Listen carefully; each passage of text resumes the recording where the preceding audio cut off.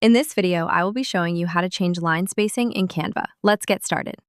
On the Canva home screen, I'll click on the flyer category to see the various templates available. After scrolling through some of the options, I'll select Create Blank to start a new design. Once the editor loads, I'll head to the Text tab on the left and click Add a text box.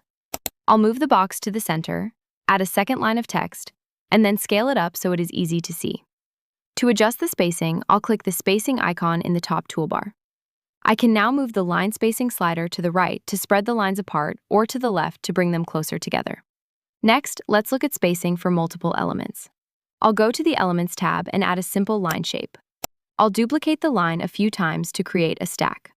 To make the spacing between these lines perfectly consistent, I'll select all of them, right-click, and under Space Evenly, I'll choose Tidy Up. Finally, I can resize the bounding box of the group to adjust the vertical spacing while keeping the lines perfectly aligned.